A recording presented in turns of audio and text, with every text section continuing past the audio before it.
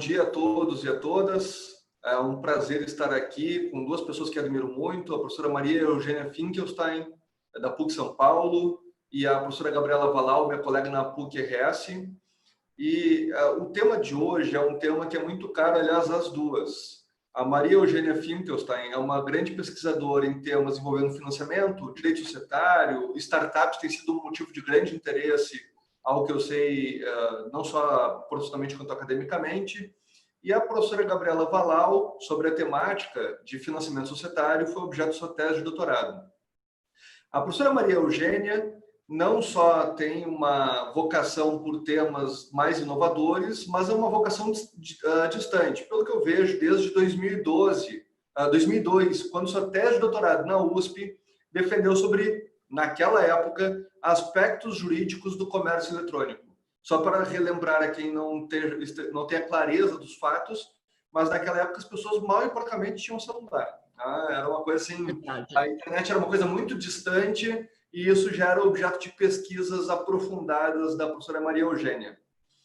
E sobre o tema do financiamento em startups, é um assunto que eu julgo muito relevante porque é muito atual, mas claro que também traz uma série de aspectos e temas tradicionais do direito societário, temas clássicos, com outra roupagem, com algumas modificações, algumas diferenças que são de nomenclatura também. E sobre estes pontos aqui, nós teremos uma oportunidade para debater, claro, com a participação do público, inclusive. Eu passo a palavra para a professora Gabriela Valal para suas primeiras considerações. Acho que está no mudo, Gabriela. Essa tecnologia é boa, mas nos desafia, né? Estão me ouvindo agora? Então, bom dia a todos, André, Eugênia, quem está nos assistindo. É uma alegria poder compartilhar desse espaço.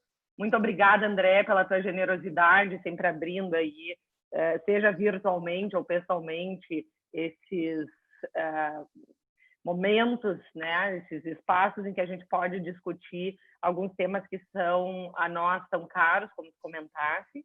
E, Eugênia, obrigada por aceitar o convite, porque a gente sabe, né, que com esses tempos aí está todo mundo com a agenda um pouco tremida, mas é uma alegria poder compartilhar contigo esse debate que a gente queria tanto em março, né, tinha agendado para fazer na PUC aqui do Rio Grande do Sul, um evento muito bacana sobre governança corporativa, financiamento societário, que são temas que a gente gosta bastante. Infelizmente, foi naquela semana, né?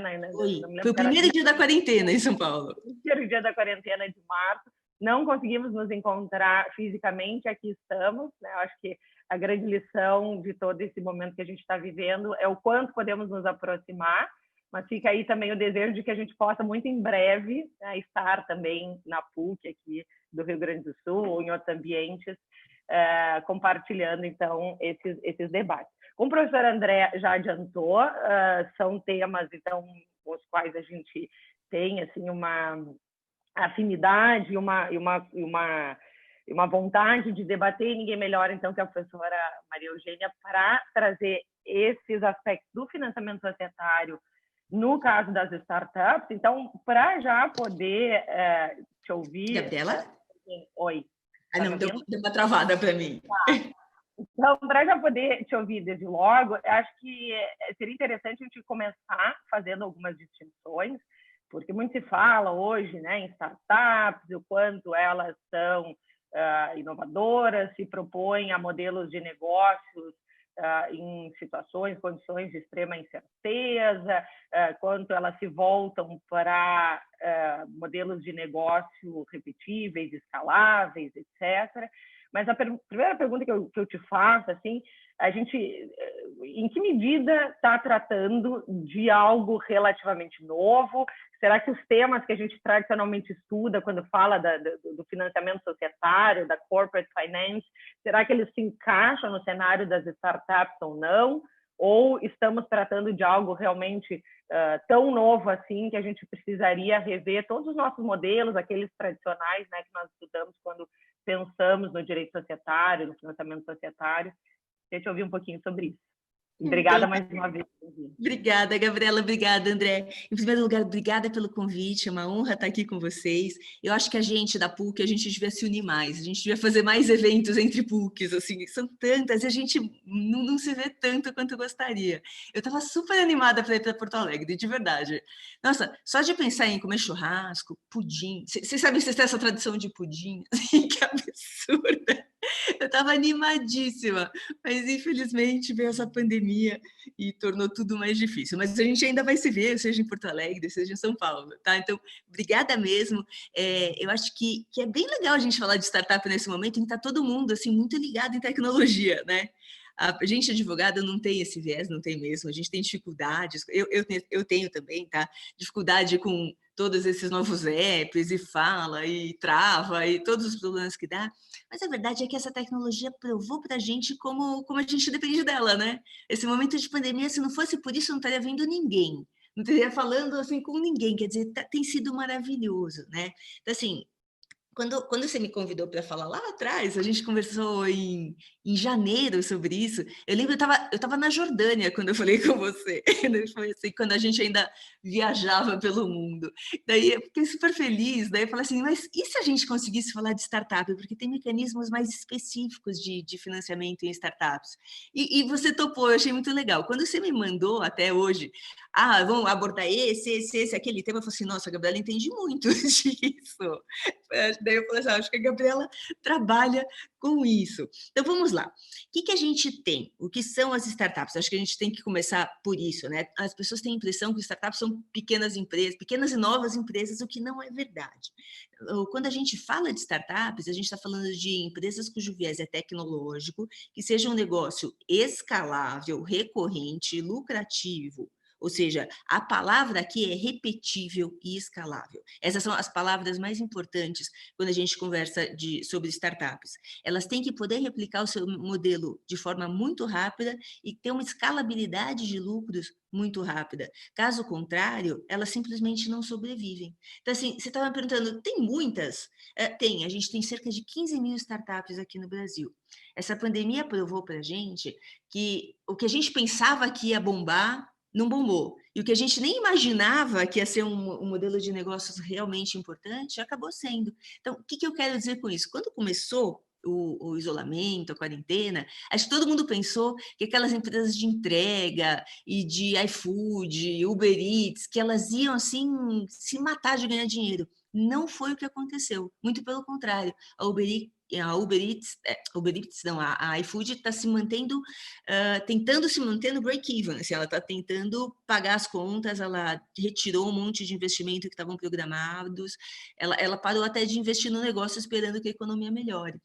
A Uber Eats, idem, tá? A gente achou que todo mundo ia estar pedindo comida, mas não. O engraçado é que a gente parece que voltou no tempo, né? Eu troco direto receita com as minhas amigas pelo WhatsApp. Eu nunca pensei que a gente ia ter situações como essa. Até homens estão falando de receita. Eu não sei você, André, se você está cozinhando ou não. Com certeza, fazendo churrasco, é óbvio que você deve estar.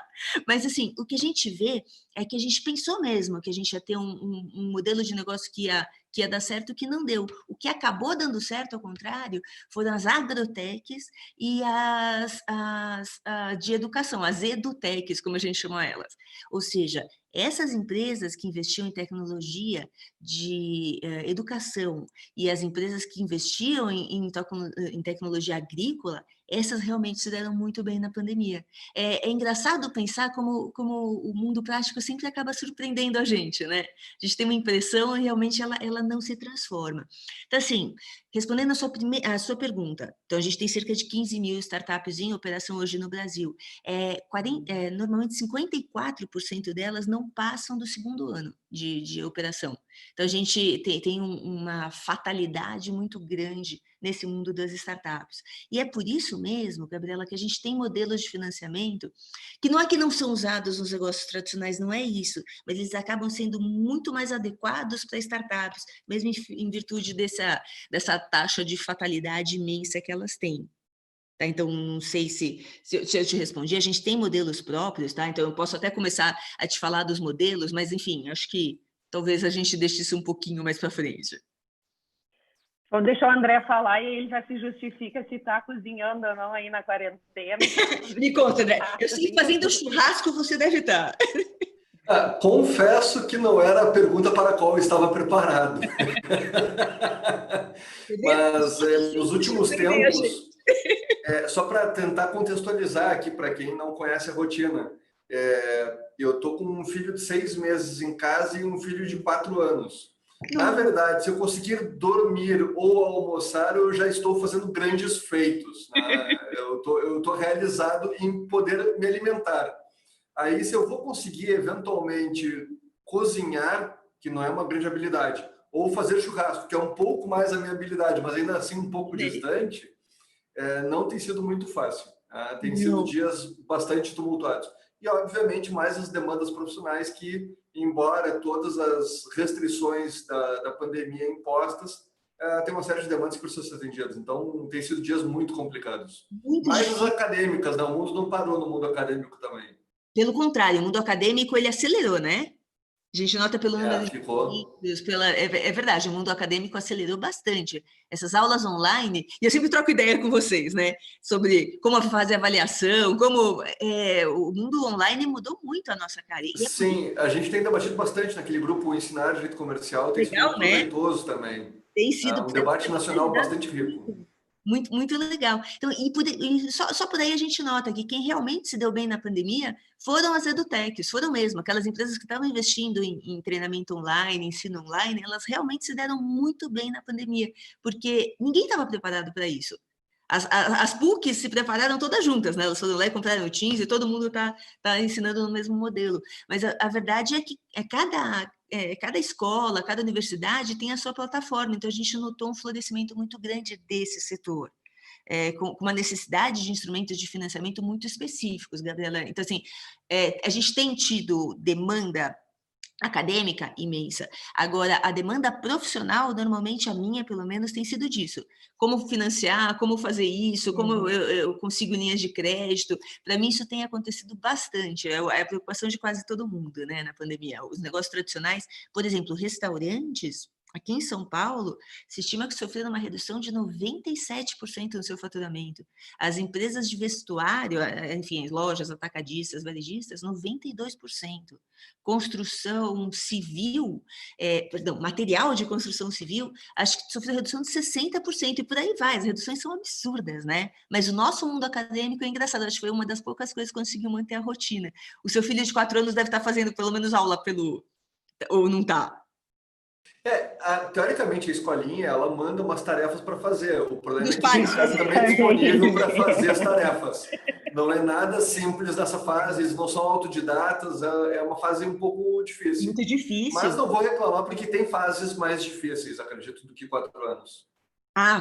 Não sei. Eu tenho gêmeos, meus gêmeos já têm 20 anos. Eu conheci poucas fases mais difíceis do que 4 anos. Talvez 8 anos. 8 anos não é fácil também.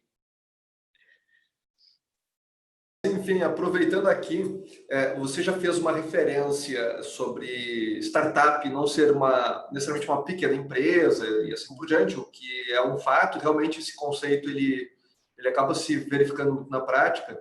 Mas a minha dúvida que eu teria como uma próxima pergunta, pela sua experiência em relação à prática, quais são os tipos do que você viu ou costuma ver, seja por trabalhar diretamente ou indiretamente ou por referência? Que tipos de empreendimento vocês mais têm visto na área como noção de startup, volume de valores envolvidos? Porque, claro, às vezes tem padrões muito distantes que podem ser vistos, só para dar um panorama geral. Claro, então vamos lá. O que a gente nota hoje é que 77% das startups, elas focam em clientes corporativos. Isso tem um motivo muito grande, tá? Porque a verdade é que as startups que focavam no consumidor, como de comércio eletrônico, elas já cresceram. Então, a gente tem a B2W, a gente tem a Via Varejo, enfim, elas são inclusive companhias abertas que já buscam seu financiamento em mercado de capitais. Então, o viés das startups hoje é buscar o atendimento de clientes corporativos. Elas não têm como competir hoje com as grandes empresas de comércio eletrônico.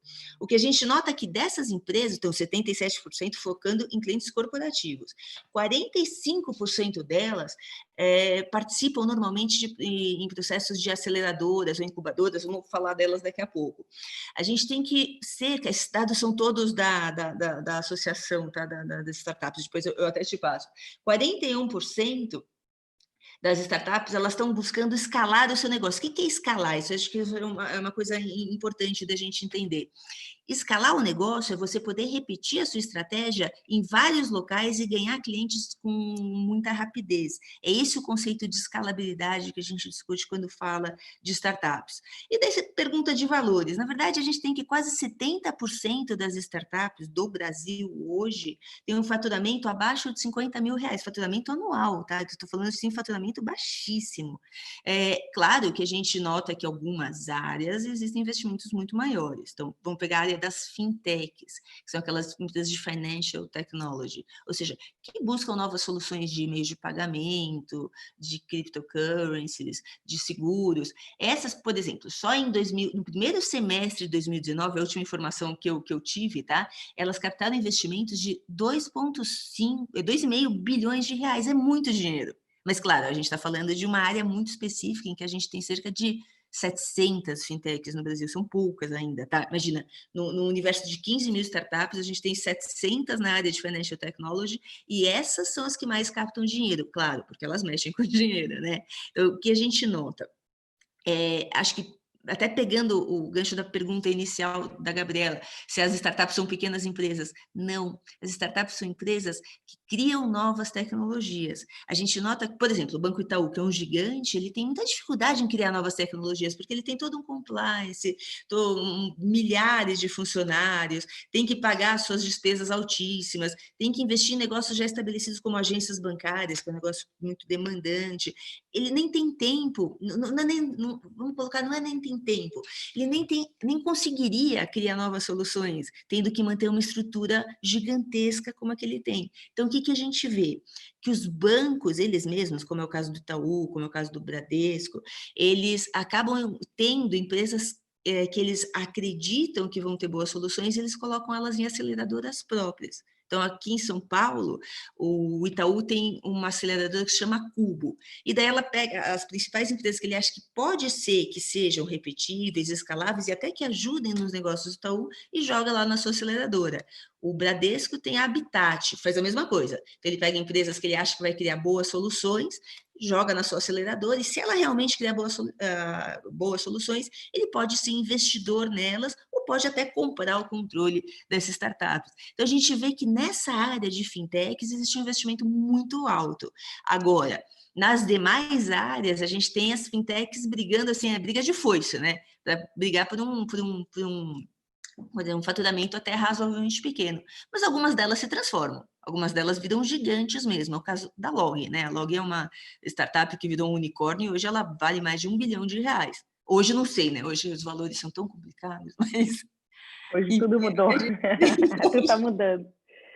Mas, Eugênia, nessa linha, comentasse muito bem a questão das fintechs, e tem um tema relacionado a isso que muito me intriga, que é a questão da regulação. Então, o ambiente regulatório que a gente tem no Brasil, e a gente sabe o quanto isso pode engessar novos negócios, novos modelos, e regular é sempre um desafio, né? Para o próprio regulador entender qual a extensão disso. Então, assim, eu te pergunto, da tua experiência, e especialmente pensando no cenário do Brasil, mas comparado com outros países, tu entende que o nosso ambiente regulatório ele é favorável para o desenvolvimento desses novos negócios, desses novos modelos? Recentemente, a gente viu a edição por parte da CVM da instrução que traz a figura dos sandboxes, né, que talvez tenham por objetivo melhorar um pouco esse ambiente. Como é que tu vês isso e hoje e no futuro, né? Se a gente tem um ambiente aqui que pode ser promissor para esses negócios ou que pode travar dependendo da regulação que seja realizada. Eu achei essa pergunta excepcional e é um dos assuntos que eu mais gosto de falar. Então, eu já peço perdão antecipadamente se eu falar muito, tá? Então, vamos lá. E quando você me falou que você ia perguntar isso, eu falei assim, putz, que sensacional. Daí veio aqui e falou assim, a Gabriela curte esse assunto. Daí o André falou que sua tese é de financiamento, eu falei, é isso. Bom, o que a gente tem? A gente tem, e é importante a gente ver isso, a despeito dessa polarização política que a gente vive, que é um pesadelo, mas o que a gente tem aqui desde 2013, eu estou falando do governo Dilma Rousseff, tá? Desde 2013, a gente nota que o governo federal, ele tentou uma flexibilização burocrática, vamos dizer assim. Então, o que a gente notou? A gente nota que, a partir de 2013, a gente teve não só o Marco Civil da Internet, que foi muito importante, né, para o desenvolvimento dessa área, mas a gente teve a lei de arranjos de pagamentos. Essa lei foi abençoada. Nem me pergunta o número, tá? Depois eu pego para você, eu sou horrível de número, assim, eu troco todos os números, acho que eu tenho dislexia numérica. Eu cheguei a essa conclusão um tempo atrás. Mas o que acontece?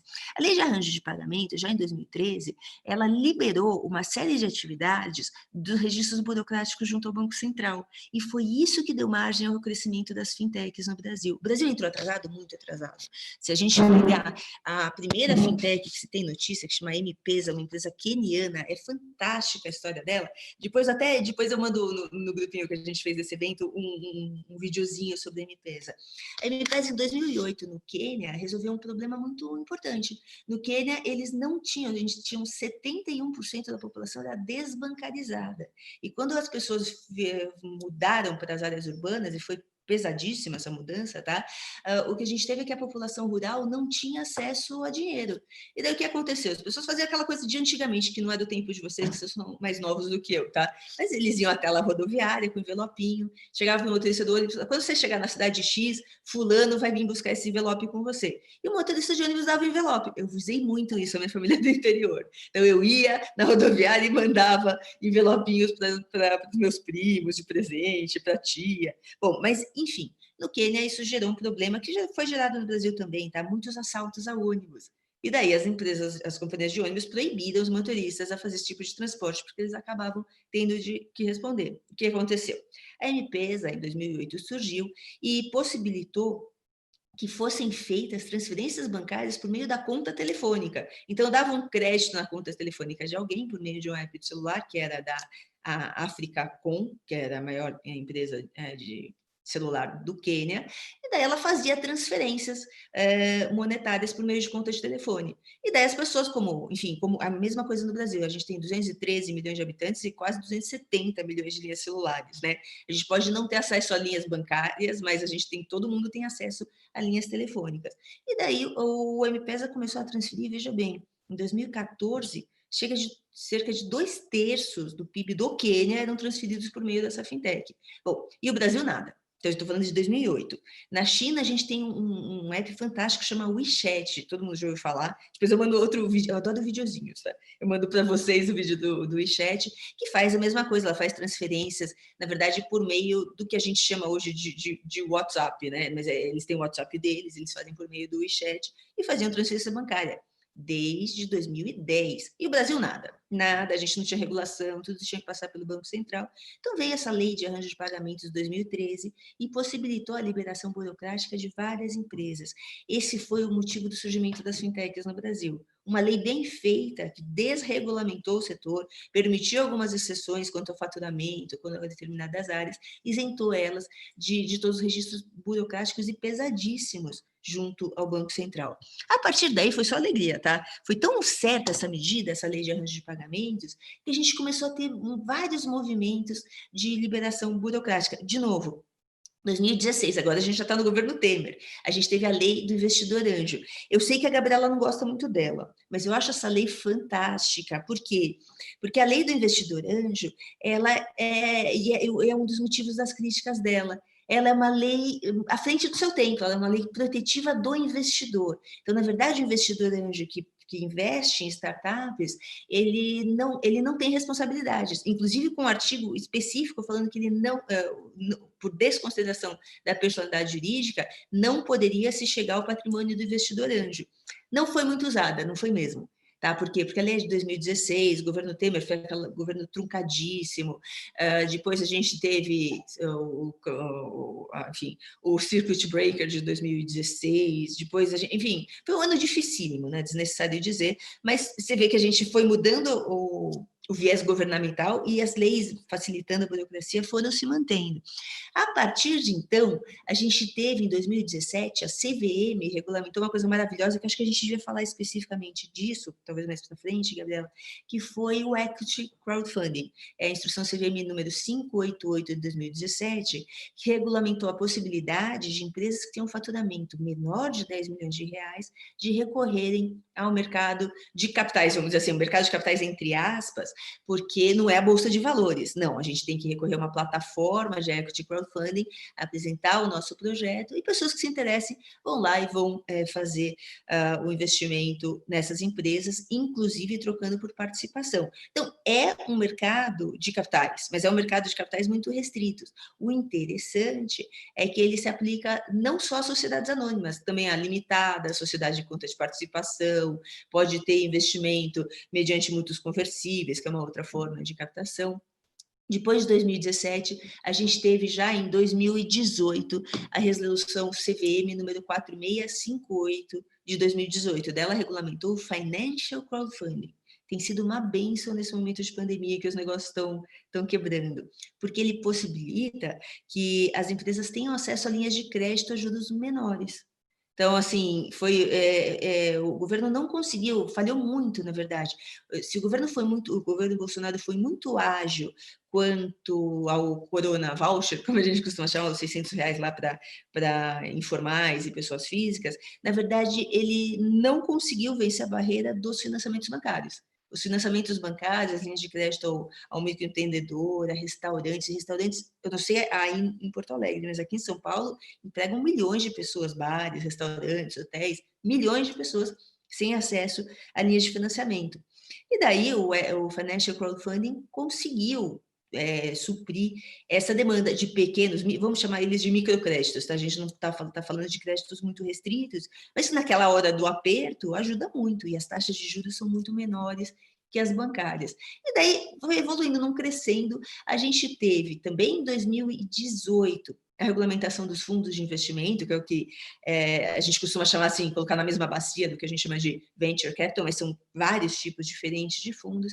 E agora, em 2020, agora sim eu cheguei nessa pergunta, a gente teve o sandbox regulatório da CVM por meio dessa instrução nova mesmo, né? Foi durante a pandemia, eu acho, a instrução CVM número 626 de 2020. Ou seja, independente do viés governamental que a gente esteja vivendo, a gente nota que desde 2013, o governo federal, independentemente do seu viés, ele está tentando desburocratizar os investimentos em empresas de tecnologia. É clara essa tendência, tá? E eu acho que é uma coisa que não tem como voltar para trás.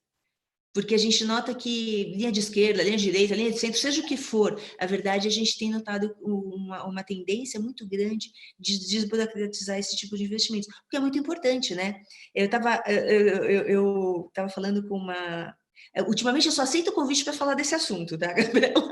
Para falar de startups, investimento, empreendedorismo, porque chega de baixo astral, cansei. Falar de pandemia, número de mortos, empresa falida, cansei, não quero. Mas, assim, eu estava conversando com uma... na Academia Brasileira de Direito do Trabalho, falou, você quer falar com a gente? Eu falei assim, só se for de assunto legal. Desconsideração da personalidade jurídica não dá, né? É o nosso limite com o direito do trabalho. Mas daí a gente conversou sobre isso. Por mais que você fique protegendo o empregador, o empregado, o que a gente acaba fazendo é um círculo vicioso de criar empregos mal remunerados. Então, a gente vai ter assim, um país de porteiros e empregadas domésticas. É triste falar, mas é verdade. É isso que a gente ganha com esse excesso de proteção. Agora, uma vez que a gente investe em empreendedorismo, a gente começa um círculo virtuoso de criar empregos para pessoas bem remuneradas, que vão empregar pessoas mais bem remuneradas ainda. Então, assim, eu acho que é uma tendência mundial de investir em empreendedorismo, tá? E de acabar tanto quanto com essa proteção desmesurada que se faz e taxação sobre a folha de pagamento. O que a gente gera são empregos de baixo valor agregado e de baixo salário. Então, assim, independentemente, por isso que eu comecei a falar do governo Dilma Rousseff. Em 2013 a gente notou isso, que uma linha que foi se mantendo há 7 anos, a gente tem tido uma série de regulamentações que ajudam esse tipo de empreendimento. Desculpa, eu falei que eu ia dar uma resposta. Não, tá ótimo. Diga-se de passagem, é uma explicação de vários pontos ótimos, Eu teria muita curiosidade sobre a palestra sobre desconsideração do direito do trabalho, porque se for considerar assim pela jurisprudência, seria, bom dia, desconsidera, terminou. Não é muito, não precisa de muita fundamentação além disso. Nenhuma, mas a gente tem boas notícias nessa área, foi por isso que eu fui falar com eles. E eu avisei, falei assim, gente, eu vou falar, mas eu sou super contra a desconsideração. Eu falei, não, é bom para a gente ter outra visão, mas a gente tem várias notícias boas. Começou com a lei do investidor anjo, eu vou falar de novo, eu gosto dessa lei, a Gabriela não gosta, mas tudo bem, a gente não precisa concordar em tudo. Depois a gente teve a reforma do novo Código de Processo Civil, que permitiu o incidental, né, de desconsideração, e depois a gente tem a lei da liberdade econômica, que também dificulta a aplicação. E é importante deixar claro, viu, André, eu vi alguns pedidos nessa pandemia que são horrorosos, eu vi alguns pedidos de empregados falando assim, olha, como está passando por essa pandemia, o empregador está com problemas econômicos, pode ser, olha isso, pode ser que ele não vai me pagar e já pede para o juiz do trabalho desconsiderar a personalidade jurídica, que pode ser que ele não pague. E daí os juízes do trabalho, alguns de primeira instância, vão lá e dão a desconsideração. Claro que isso não está sendo mantido em segunda instância, tá? Então, assim, a gente tem tido tem mesmo, tá? Boas decisões em direito do trabalho também. E foi também um crescimento legislativo importante. Começou em 2016 e daí a gente teve uma sequência, tá? Que culminou na lei da liberdade econômica, que eu também gosto, tá? Não sei se vocês gostam dela ou não, mas eu pessoalmente acho uma lei que tudo que restringe desconsideração, eu sou super a favor, tá? Perfeito. Até aqui aproveitando, já que foi comentada a figura do investidor anjo, porque não é uma questão, acho que talvez, de se afeiçoar ou não, mas aparentemente acho que os incentivos, inclusive tributários, que são muito reclamados, eles não foram suficientes para aderir ao uso. E bem, na verdade, pelo menos da prática que eu conheço e do que eu já conversei, inclusive com quem teve prática em outros estados também, normalmente a preferência tem sido por meios híbridos, como o mútuo conversível. Então, é um empréstimo para tentar evitar a desconsideração e a questão da responsabilidade, conversível futuramente em uma participação societária, que, claro, se não cuidado em uma série de detalhes, pode gerar uma série de problemas, porque frequentemente o valor do empréstimo e a participação que é entregue, existe uma desproporção que acaba chegando a uma conta facilmente delicada. A maior parte dos casos que eu conheço, se não tem ajuste, gera problema concreto. Sim. Feita essa observação, o que eu vejo é que o nosso normal aqui é o uso muito mais de mútuos conversíveis. O que você acha do mútuo conversível? Quanto ao uso, uma boa prática, uma má prática, em comparação ao investidor anjo, pelo que eu vi, você gosta do investidor anjo, mas comparativamente, e quais são os principais problemas práticos que você identifica no mútuo conversível? Então, vamos lá, André, excelente pergunta, na verdade, porque o mútuo conversível tem sido realmente o mais usado. A gente tem várias formas de investimento em startups, tá? Vamos eu devia ter feito isso no começo, mas eu não fiz, tá? Porque eu sou super metódica. Na verdade, a gente tem várias formas de investimento, tá? A gente tem o que a gente chama de bootstrapping de amarrar a bota, ou seja, quando o próprio investidor, ele seca os seus investimentos, coloca tudo que ele tem, ele coloca na própria empresa. O empreendedor faz isso. Eles são pessoas, ao contrário de nós, advogados, eles são extremamente otimistas, acham mesmo que o negócio deles vai bombar, que vai ser maravilhoso. Depois a gente tem o financiamento do tipo love money. O que é love money? Dinheiro de família e amigos. Então, assim, por isso dinheiro de amor. Então, família e amigos acreditam no empreendedor e começam a investir tudo que tem. Depois a gente tem essas aceleradoras e incubadoras, enfim, que ajudam muito elas a se desenvolverem, inclusive não só com investimento em dinheiro, mas muito mais com ajuda legal de administração de empresas, porque vamos lembrar, o empreendedor tem uma boa ideia, mas eles são jovens, né? A grande maioria deles, dificilmente eles têm uma noção de administração de empresas. Daí a gente a gente tem, principalmente fora do Brasil, o que a gente chama de SAFE, são Simple Agreements for Future Equities. Esses SAFEs são a base do nosso mútuo conversível. Os SAFEs não são regulamentados no Brasil, não são, mas eu tenho várias empresas que recorrem a esses SAFEs no mercado, principalmente americano, onde o número de startups é muito maior do que o nosso, tá? Então, assim, são plataformas como se fosse de equity crowdfunding, mas são plataformas para mútuo conversível. É engraçado falar isso, mas é o que acontece, tá? Então, assim, o que a gente tem? Depois disso, depois dos SAFEs, que não são regulamentados no Brasil.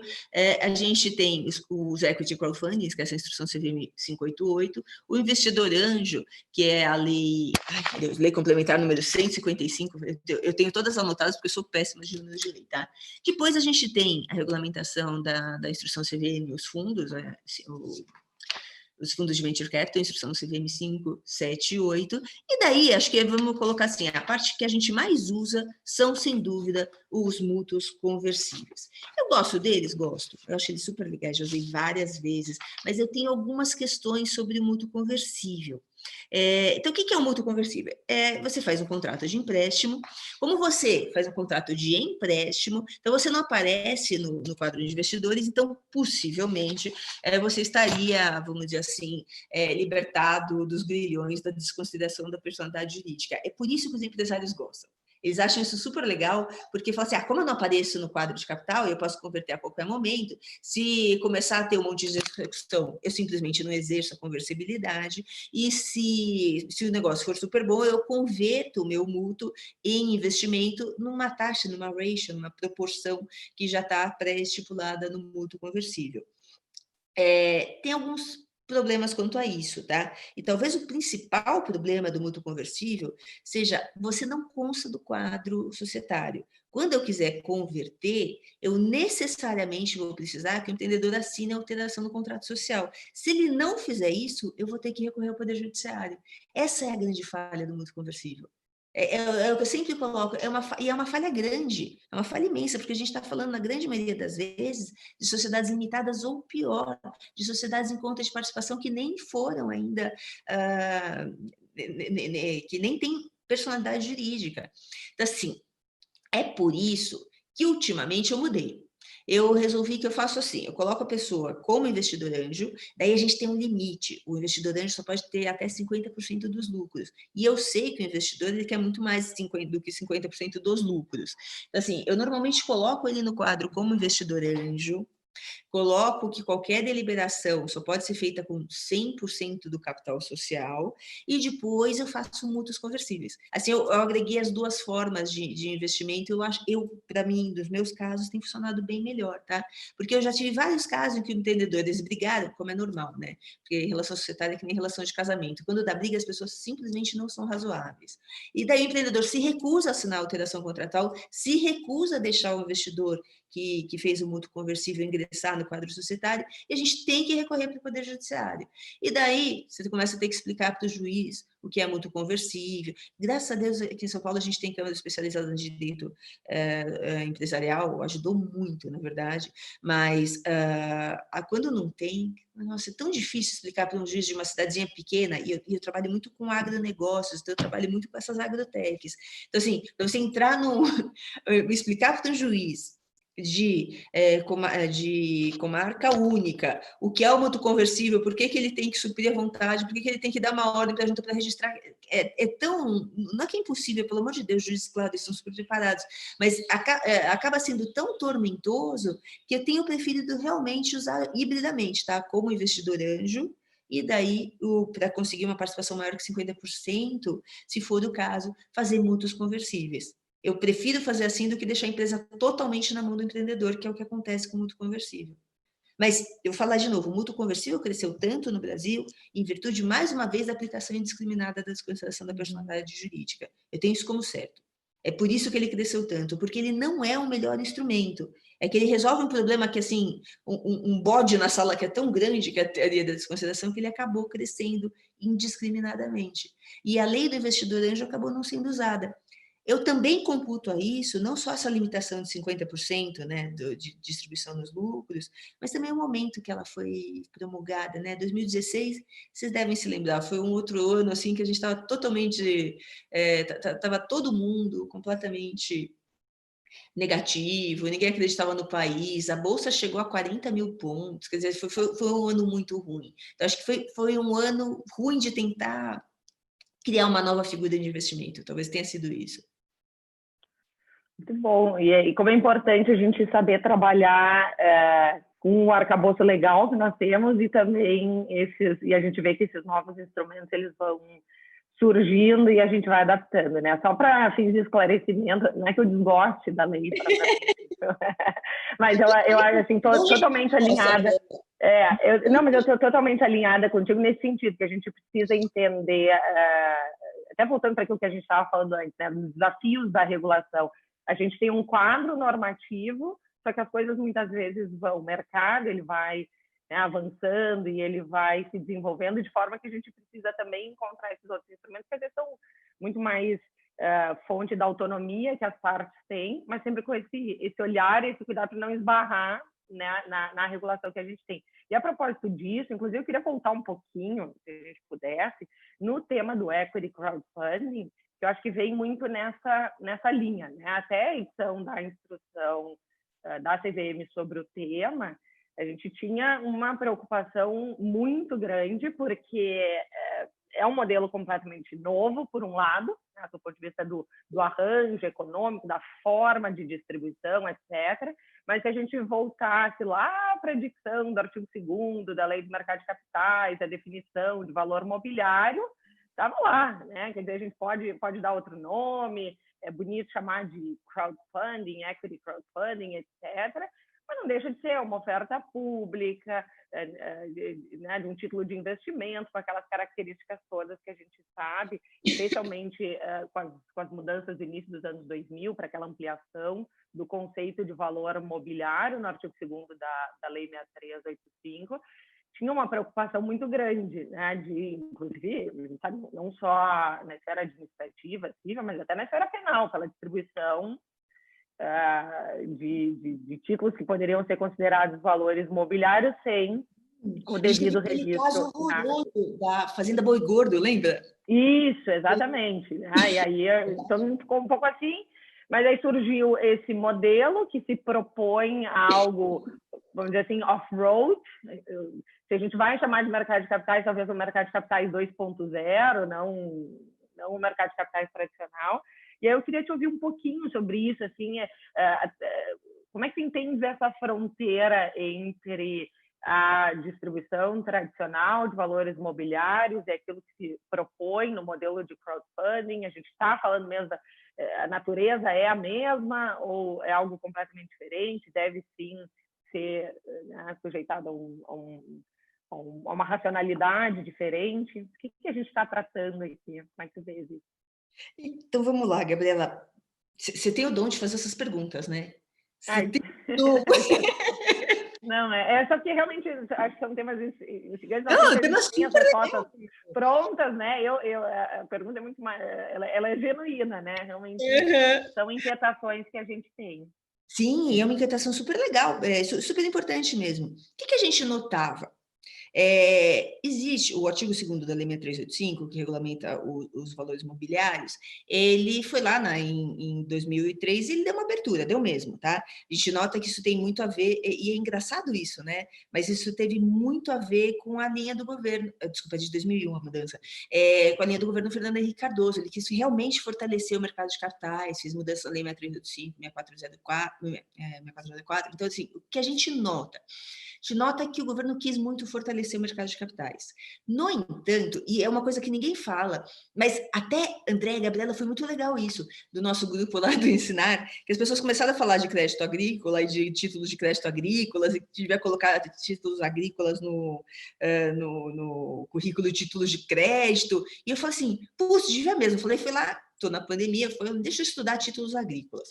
Em 2004, e ninguém sabe disso, quer dizer, eu não sabia, né? Não vou falar ninguém, eu juro que eu não sabia. Em 2004, no governo Lula, tá? Foi criada uma nota de crédito agrícola. Essa nota de crédito agrícola, ela permitia que empresas de agronegócio fossem elas limitadas, inclusive, pudessem emitir no mercado de capitais notas de captação de crédito. Então, assim, acho que foi a primeira experiência que a gente teve, foi restrita, foi a uma área, foi na área do agronegócio, e foi uma experiência muito feliz, tá? Porque, lembra, a partir de 2004, o único setor do Brasil que crescia desmesuradamente era o setor de commodities agrícolas. E foi uma forma de financiamento muito importante, esse raio dessa nota de crédito agrícola. Depois eu te passo a instrução CVM, acho que é 422, alguma coisa assim. Mas ela é muito legal, ela é muito interessante e foi muito utilizada para essas empresas de crédito agrícola. Uma experiência muito feliz e talvez a primeira de deixar empresas que não fossem companhias abertas emitir títulos no mercado de capitais. Bom, a partir daí, o que a gente teve? A gente teve, depois da crise de 2008, a crise mundial econômica, claro que essa vai ser muito pior que a de 2008, né? Eu já estou cansada de pular de crise em crise nessa vida, é muito cansativo, né? Mas o lado bom das crises é que coisas novas surgem. Então, a gente teve que, a partir da crise de 2008, a gente teve um crescimento muito grande do empreendedorismo e a gente teve um crescimento muito grande da chamada economia compartilhada, ou seja, Uber, Airbnb, foram todos, vamos dizer assim, respostas econômicas à crise de 2008. O que aconteceu então? As pessoas começaram a falar assim, putz, tem uma nova economia aí surgindo, e tem sites que trocam tudo, tem sites que trocam bolsa, adoro, tem sites que trocam sapatos, tem sites que trocam refeições, enfim, começou a surgir muita startup por meio das tecnologias de economia compartilhada. E daí surgiu um site que chamava No Brasil, na verdade é um negócio que surgiu nos Estados Unidos, o Equity Crowdfunding, mas no Brasil o primeiro site que explorou foi um tal de Brotas. Esse site Brotas, ele explorava essa atividade de equity crowdfunding antes da regulamentação da CVM. E ele já tinha tido vários projetos de equity crowdfunding, que é mercado de capitais, de companhias limitadas, não tinha limitação de faturamento, não tinha nada. Ele estava lá fazendo projeto. E a CVM falou assim, mercado de capitais. Mercado de capitais. Então, você investe, você não conhece o investidor, você investe por meio do site, daí você sai com participação, assina os contratos, sem regulamentação de ninguém. E daí a CVM ficou, como ela sempre faz, ficou de olho nesse negócio e foi lá e fez várias audiências públicas. Eu tive a chance de ir em uma ou duas, tá? Nossa, umas brigas horrorosas. O pessoal da Brotas ia lá, não queria que regulamentasse. Foi horrível. Foi um negócio assim, foi na GV São Paulo. E daí, pelo menos a audiência que eu fui. E daí, a CVM foi lá e soltou em 2017 a regulamentação de equity crowdfunding. O Brotas foi completamente contra. E daí, mas enfim, a regulamentação deu mais segurança ao investidor, porque primeiro que ele criou parâmetros, né? Então só pode ser para empresas, podem ser qualquer tipo, pode ser inclusive sociedades em conta de participação, mas que tenham faturamento abaixo de 10 milhões. Então ele deu um parâmetro, falou como que os documentos que tinham na plataforma de equity crowdfunding, que documentos deveriam ser apresentados, quais eram os modelos. Então agora eu investia naquilo sabendo que eu ia ganhar. Então, eu investia, eu fazia um investimento via plataforma, já sabia exatamente como que era o contrato, eles usavam muito conversível à época, tá? Já sabia o modelo do contrato, as taxas de juros, a proporção, né? A proporção da conversão. Então, deu muito mais segurança para o negócio. E hoje a gente não tem só a Brotas. A verdade, a Brotas mudou de nome, ela passou a se chamar CRIA, tá? Não sei por quê. Eu só estou falando assim de ouvir falar, não é que foi meu cliente, nada. Mas a Brota passou a se chamar CRIA e a gente tem outras plataformas importantes hoje. Equicid, Eu Sócio, StarMeUp, essa eu adoro porque eu sou fã dos Rolling Stones. Daí, assim, então a gente passou a ter várias plataformas de equity crowdfunding. Uma crítica que se faz a CVM é por que faturamento tão baixo, abaixo de 10 milhões de reais? Por que o investimento também é muito baixo? Porque, na verdade, vamos colocar assim, talvez tenha sido o balão de ensaio da CVM para a regulamentação do sandbox regulatório. A CVM colocou esse tipo de empresa em monitoramento para ver se funcionava, e se você pegar e ler os anais lá das audiências públicas, ela fala assim, se isso der certo, eu posso aumentar esse limite. Se isso der certo, eu posso aumentar esse tipo de negócio para outras atividades, para outros níveis de faturamento. Eu estou olhando como que vai se comportar esse negócio. E se comportou super bem. as coisas, bom, se é que não se comportou melhor, é porque, de fato, 2018 foi um ano difícil, ano de eleição, 2019 parecia que as coisas iam bem, 2020 aconteceu a pandemia, enfim, se é que as coisas não deram melhor, foi, é claro, por meio de contingências econômicas que estão além do controle das pessoas. Mas a regulamentação de equity crowdfunding foi muito feliz. E mais, né, deu uma segurança. As pessoas faziam investimento no Brotas e tinha várias reclamações, tá? Não do Brotas, mas do investidor, do empreendedor que não cumpriu os requisitos, ele que não demorou para fazer a conversão do mútuo. Então, tinha muitas reclamações. E hoje não, hoje a gente tem um órgão que regula esse setor, que é a CVM, que é muito bom. Perfeito. Estamos nos encaminhando para o final aqui. E eu queria encaminhar aqui uma pergunta, não sei se teremos tempo para mais uma pergunta, talvez da Gabriela, tá? Não sei se teremos mais oportunidade, talvez aqui começou a aparecer no público uma pergunta aqui que não sei se teremos tempo para responder também. Eu tinha dúvidas aqui sobre problemas envolvendo venture capital, private equity, que eu acho que a gente não vai ter tempo para encaminhar. Eu queria saber um ponto que eu julgo bastante relevante. Como contornar o desafio da valuation das startups? Um problema muito grande de avaliação, que a gente sabe o quanto é comum termos problemas mesmo em segmentos altamente tradicionais, e como é que a gente resolve esse problema, ainda mais que a gente tem um problema de avaliação mostrando as etapas, inclusive para a formação da próxima parte, da próxima etapa, quando eventualmente a pessoa integra a sociedade, por entender que está num ciclo virtuoso. Como é que você vê esse desafio? Eu acho que esse talvez seja o pior desafio de fazer investimentos em startups, André. Por quê? Porque todos os métodos de avaliação de empresas são falhos. E eu tenho um super amigo na PUC, o professor Marcos Elídios, e a gente briga disso toda vez, porque ele adora o método de fluxo de caixa descontado, eu odeio. Eu acho que ele é super falho. Os métodos que a gente tem são falhos. Então, vamos lá. O primeiro deles é valor de mercado, que a gente não tem em startup. A não ser que ela seja cotada em bolsa, ninguém tem valor de mercado. Então, a gente só tem valor de mercado para grandes empresas, tipo a Petrobras, a Vale, a Via Varejo, a B2W, é isso que a gente acaba tendo. Valor patrimonial, ou seja, o valor contábil, é extremamente falho, porque, como a gente sabe, a contabilidade tem seus limites, tem coisas que não são contabilizadas, e tem coisas que são contabilizadas de forma, vamos dizer assim, de formas que não correspondem à realidade. Eu não vou falar de formas erradas, não teria outra forma, tipo depreciação. Na verdade, não é porque o valor do bem zerou na contabilidade que o bem não tem valor nenhum. Então, a contabilidade também não existe, existe, é possível, mas ninguém usa. Contabilizar marcas, porque é difícil mesmo se determinar o valor de uma marca. Então, assim, a contabilidade é muito falha, então o valor patrimonial não é a melhor forma de avaliação. As formas econômicas de avaliação, fluxo de caixa descontado, ou seja, você pegar e fazer prognósticos de valorização dos próximos, fazer prognósticos de faturamento dos próximos 5 anos, aplicar o índice de deságio, trazer a valor presente.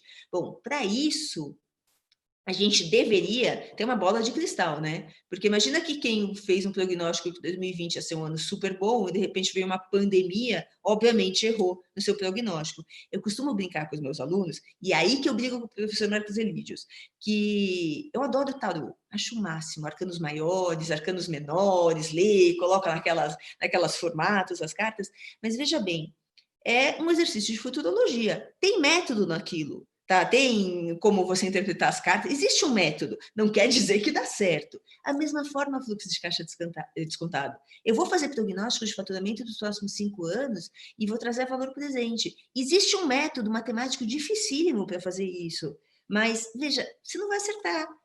Quem acertou 2020 uma pandemia mundial? Então, assim, é um método muito caro, muito bonito, muito legal, mas ele tem falhas. Então, assim, e o próximo método de valor econômico é o que a gente chama de EBITDA, ou seja, são os earnings before tax, depreciation, enfim, fazer o EBITDA que pelo menos é mais barato do que fazer um relatório de fluxo de caixa descontado que custa em média 300 a 500 mil reais. Então, assim, isso posto, se a gente já tem dificuldade de avaliação de negócios tradicionais, imagina as startups, em que 54% delas não ultrapassam o 2º ano de operação. É difícil mesmo, é uma aposta. Então, assim, é um negócio de risco, é um negócio de sério risco. O método de avaliação, ele é muito falho e já era nos negócios tradicionais. O que dirá de negócios tecnológicos novos, escaláveis, em que você não tem parâmetros, porque muitas delas mudam os parâmetros. Imagina o Uber, completamente disruptivo, quebrou completamente o parâmetro da economia tradicional. Então, assim, é muito difícil avaliar startup. E por ser muito difícil, normalmente a gente tem, já encaixando com a pergunta que você queria fazer, mas acabou que não conseguiu, é por isso que a CVM que regulamentou em 2017 fundos específicos para investir em startups, fundos de altíssimo risco, tá? São chamados fundos de venture capital, que a gente chama eles, coloca eles na mesma cesta, mas eles são de 5 tipos, tá? A gente tem os de capital semente, que investem em empresas de até 16 milhões de faturamentos, de empresas emergentes, até o faturamento de 300 milhões de reais. De fundos de infraestrutura, somente para negócios de infraestrutura, ainda que sejam startups. Depois a gente tem um, que eu nunca trabalhei com eles, tá? Mas seriam os mais voltados realmente a startups, são os fundos de produção econômica intensiva em pesquisa, desenvolvimento e inovação. São chamados FIPs-PDI. Seriam basicamente focados em qualquer tipo de startup que invista em inovação. E os fundos multi-estratégia. Por que a CVM fez isso? Porque ao fazer isso, ela limitou que somente alguns tipos de investidores possam investir nessas empresas, nesses fundos, justamente porque eles são de alto risco. E eles são de alto risco pela dificuldade de avaliação do negócio. Então, vários deles esses fundos são privativos de investidores qualificados e profissionais, alguns só profissionais. Investidores qualificados são aqueles investidores que têm mais de R$1 milhão. A gente está quase chegando no fim, né? Eu vou concluir. Só que eles têm têm R$1 milhão investido. Investidores profissionais têm mais de R$10 milhões investidos. Somente esses investidores podem investir nesses fundos. Então, assim, foi uma forma que a CVM teve além de possibilitar fundos específicos de investimento em startups, que ele cria, como são negócios de altíssimo risco, somente investidores profissionais e qualificados pudessem fazer esses investimentos. Então, assim, juntando uma pergunta com a outra que você queria fazer, na verdade, acho que foi a melhor forma de fazer. São investidores que sabem do risco do negócio. Não vai ser a Maria Eugênia, nem a Gabriela, nem o André, que já não investiu em mercado de capitais, que vão investir em fundos de venture capital. Não, são investidores com qualificação e com avaliação de risco. Eles sabem que são negócios arriscados, porque, de novo, 54% dos negócios não passam do segundo ano de operação. Mas, claro, que se a gente chegar naquele unicórnio, tipo a Log, a Rap, o Uber, putz, a gente fez a vida, né? Então, assim, se você investir numa carteira de 100 empresas e uma virar um unicórnio, você está com a vida ganha. Então, assim, foi uma forma até que a CVM teve, de colocar somente investidores conhecedores do risco do negócio que podem investir nesse tipo de negócio. Maravilha.